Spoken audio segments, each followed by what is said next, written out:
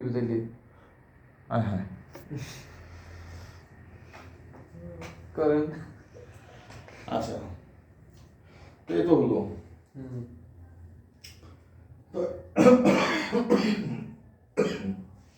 তো এই নিয়মে যে অঙ্কগুলি দিচ্ছি সেই অঙ্কগুলি তোমরা করতে পারবে, তাই না? জি স্যার। নাও আমরা আরেকটি অঙ্ক। এবার আমরা এই সমষ্টি সূত্র দিয়ে কিভাবে করতে হয় সেগুলি করব। মনে আছে সমষ্টি সূত্র? জি। কার সমষ্টি? n সংখ্যক পদের সমষ্টি। n সংখ্যক পদের সমষ্টি সূত্র কি? n/2 into n/2a plus n minus 1 into d n by n/2 সংখ্যক বিধি হচ্ছে না? জি n সংখ্যক ওদের সমষ্টি পদের সমষ্টি সমান n/2 into 2a 2a plus n minus 1 n minus 1 into d d। আচ্ছা, এখানে কিন্তু n সংখ্যক পদের খেয়াল রাখতে হবে। n সংখ্যক আর n তম কিন্তু এক কথা না।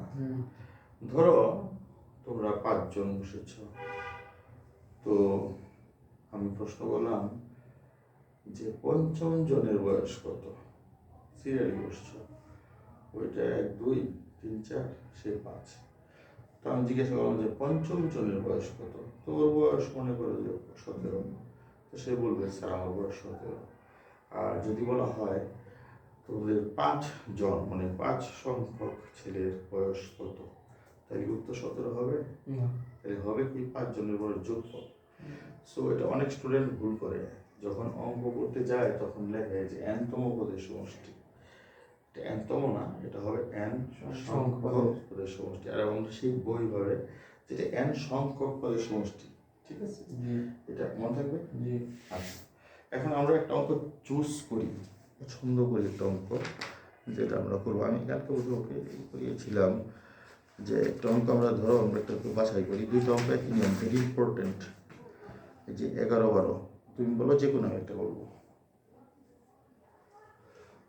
12, হ্যাঁ 12 নম্বর প্রশ্নটা বলো।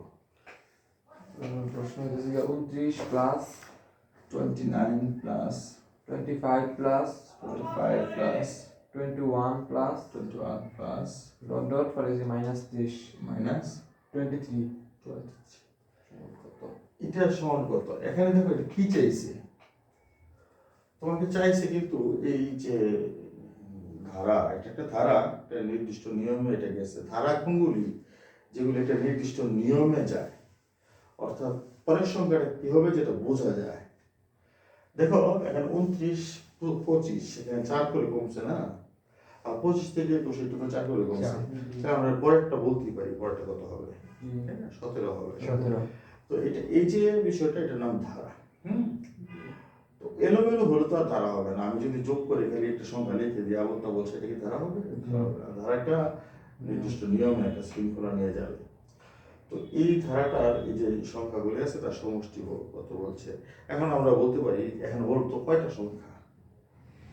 4টা। নো, এখানে 4টা সংখ্যা না। এই পর্যন্ত সংখ্যাগুলি তুমি বলতে পারো যে স্যার এখানে 3টা সংখ্যা আছে, এর মধ্যে কোনো ভেজাল নাই, কারণ একটা নিয়ম অনুযায়ী পরেরটা, নিয়ম অনুযায়ী পরেরটা 3টা।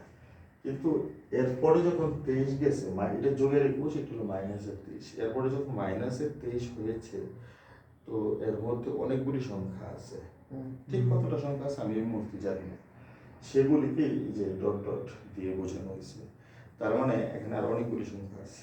তো আমাদের বের করতে হবে যোগফল।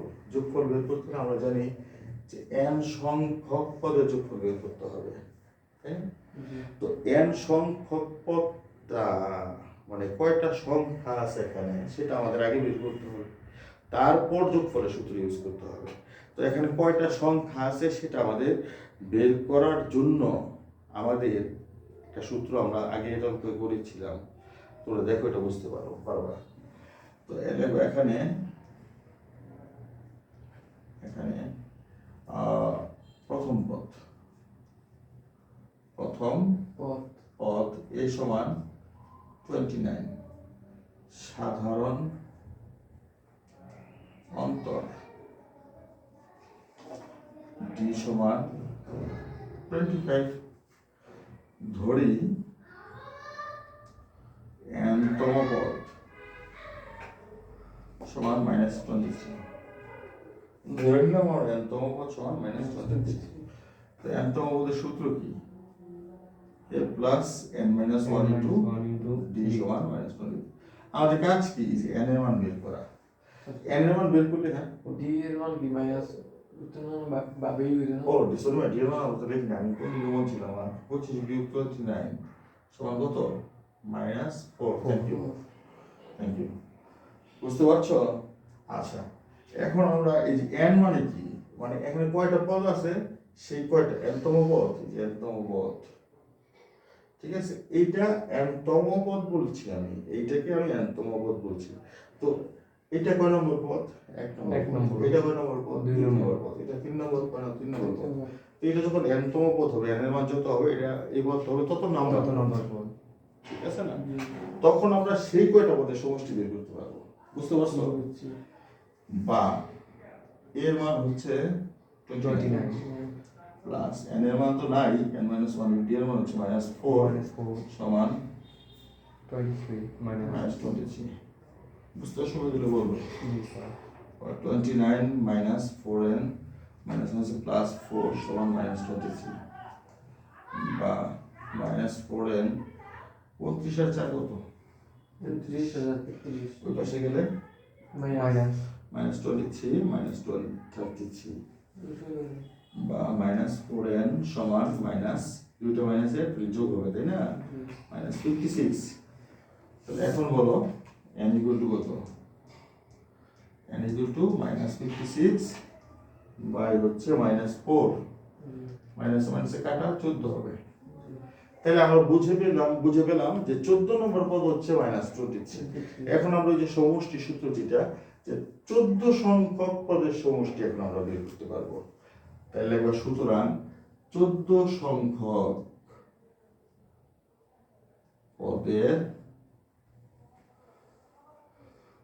যোগফল বা সমষ্টি, যোগফল সমান, এটাকে S14 দিয়ে প্রকাশ করা হয়, মানে সামেশন অফ 14 টার্মস, মানে 14টা পদের যোগফল।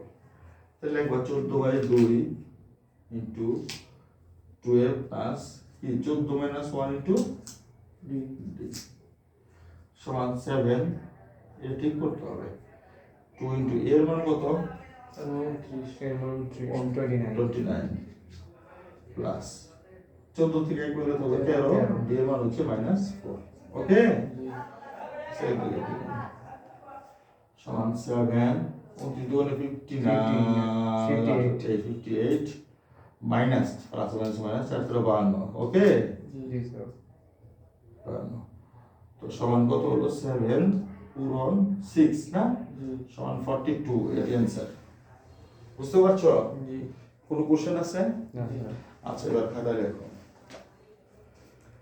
11 নম্বর 10 11 9 10 11 দেখো 9 10 11 13 14 15 16 9 10 11 13 14 15 16 সেম নিয়ম। 9 10 11 13 14 15 16 সেম নিয়ম বাসা থেকে করে নিয়ে আসবে আগামীকাল। বুঝেছো? আমি তোমাদেরকে আগামীকালও পড়াবো, তুমি একটু তোমার জন্য কি ভিডিও দেখতে? স্যার আচ্ছা, 13 14 মানে যে বেশি করে কালকে এখন 14 গণিত করাবো। ওকে, ঠিক আছে, রাখছি। Thank you. আচ্ছা, এটা ভিডিওটা বন্ধ করো।